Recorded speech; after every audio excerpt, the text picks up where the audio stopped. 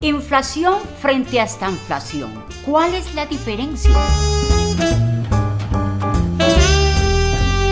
Hola, ¿qué tal? Muy buenas tardes. Bienvenido a Mundo Hipotecario con Janet Navarro. Gracias por ver mi video. El tema de hoy es la diferencia entre inflación y estanflación. Antes de empezar con este video, déjame darte una descripción general. La inflación es el aumento generalizado del precio de los bienes y servicios en toda la economía. La Reserva Federal considera que la inflación anual promedio del 2% a largo plazo es más consistente con sus mandatos de precios estables y máximo empleo, porque eso mantiene a raya la deflación, mucho más peligrosa, mientras apoya el crecimiento económico. Aún así, la inflación hace que una moneda pierda poder de compras. Por ejemplo, si la inflación es del 5% y actualmente gasta $100 por semana en alimentos, al año siguiente deberás gastar $105 en los mismos comestibles. Por lo general, la inflación va de la mano con el crecimiento económico y una economía sobrecalentada de una posible causa de una inflación más allá. Por el contrario, las recesiones suelen hacer que la inflación disminuya. La relación es intuitiva. En una economía que se calienta al operar por encima de su potencial, a largo plazo, los aumentos de precios son necesarios para racionar la mano de obra y otros insumos escasos y para compensar esos mayores costos de producción. Mientras tanto, una economía con contracción, con mucha capacidad sobrante, frena las subidas de precios y los aumentos de salarios a medida que se ralentiza la demanda. La estanflación es un término utilizado para describir una economía estancada, obstaculizada no solo por un crecimiento lento, sino también por una alta inflación.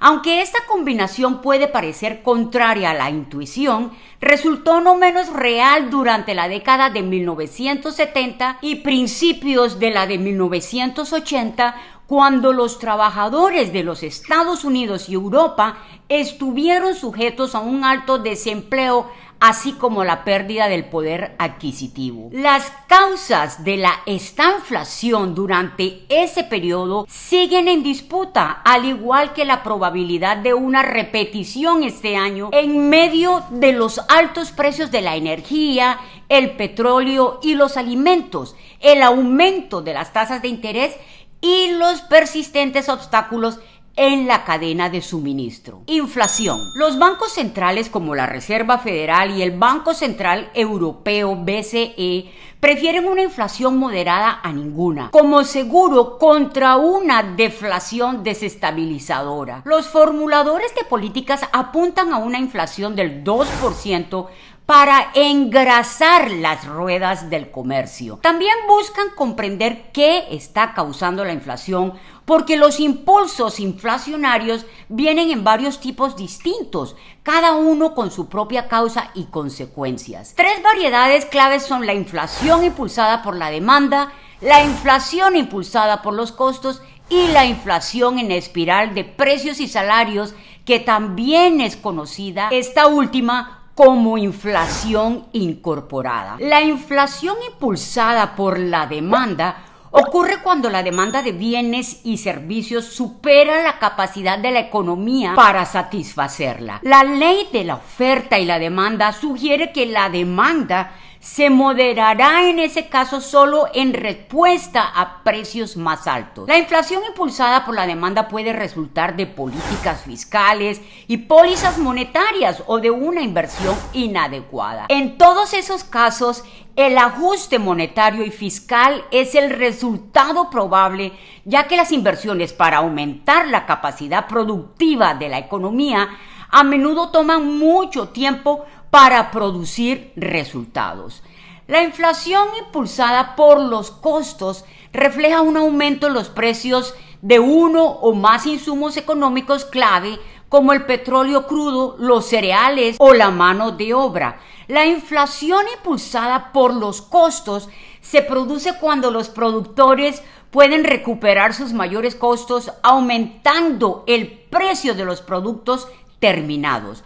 Si los costos de los insumos aumentan como resultado de una interrupción temporal en el suministro, como el cierre de fábricas causado por una pandemia, por ejemplo, los formuladores de políticas pueden suponer razonablemente que las presiones sobre los precios también serán temporales. La espiral de salarios y precios, a veces también llamada inflación de aumento de salarios o inflación incorporada, describe instancias en las que el aumento de los salarios y los precios se refuerzan mutuamente y los precios más altos impulsan aumentos salariales que luego resultan en precios aún más altos. El incremento de salarios y precios es lo que puede suceder cuando los políticos no logran controlar la inflación. Un incremento de salarios y precios parecía improbable durante décadas después de que la Fed de Paul Volcker dominó la inflación a principios de la década de los 80, poniendo fin a la estanflación. Después de la Gran Recesión y la crisis financiera del 2007, el 2008 y hasta el 2021, la inflación no alcanzó los objetivos de la Fed en medio de un crecimiento económico deslucido. La inflación es un fenómeno que puede tener múltiples causas y muchos episodios inflacionarios no encajan perfectamente en una de las categorías anteriores.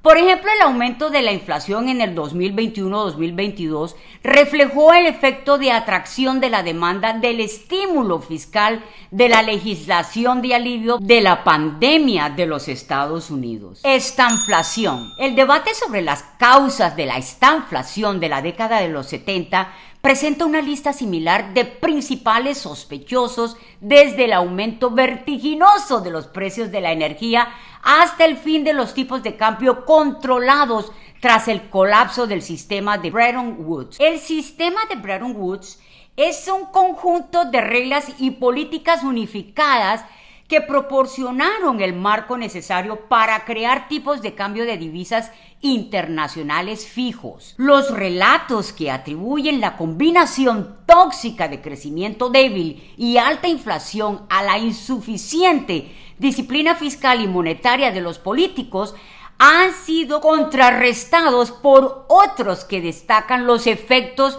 de la austeridad fiscal y el abandono de las restricciones administrativas e informales de precios y salarios. Lo que es indiscutible es que se necesitaron un par de recesiones dolorosas para reducir la inflación para siempre y una legislación que promulgó mayores déficits presupuestarios de Estados Unidos y la desregulación económica para reactivar el crecimiento durante la presidencia de Ronald Reagan. La estanflación marcó el peor desempeño de las economías avanzadas entre la Gran Depresión y la Gran Recesión y como tal dejó una huella duradera. Un obstáculo en el camino de una repetición estanflacionaria es la dependencia significativamente reducida de la economía global moderna de la energía para generar crecimiento. Otros incluyen el déficit presupuestario históricamente grande de Estados Unidos, los aumentos de las tasas de interés por parte de la Reserva Federal y las modestas expectativas de inflación moldeada por décadas de baja inflación.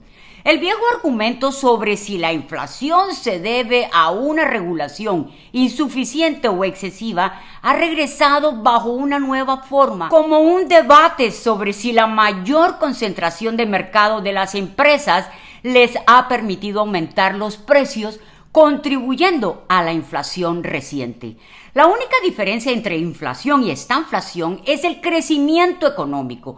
Por lo general, la inflación va acompañada del crecimiento económico e incluso puede ser un subproducto de una economía en rápida expansión. Por el contrario, las recesiones suelen desacelerar la inflación. La estanflación se refiere al raro y desconcertante fenómeno de una recesión que coincide con una alta inflación prolongada. Las condiciones económicas a principios del 2022 llevaron a muchísimos analistas y economistas a preguntarse si Estados Unidos se dirigía a un regreso a la estanflación.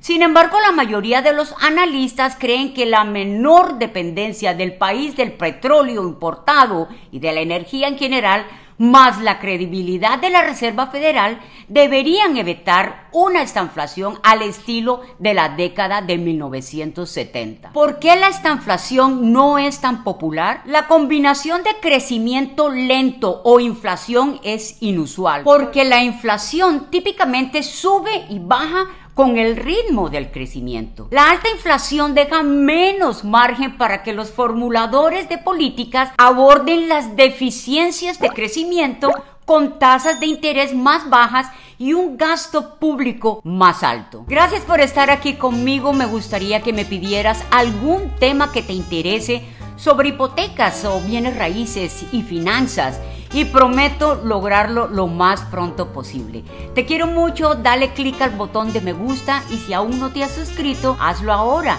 Y nos vemos el lunes, el miércoles y en miniatura los viernes. Soy Janet Navarro de Mundo Hipotecario.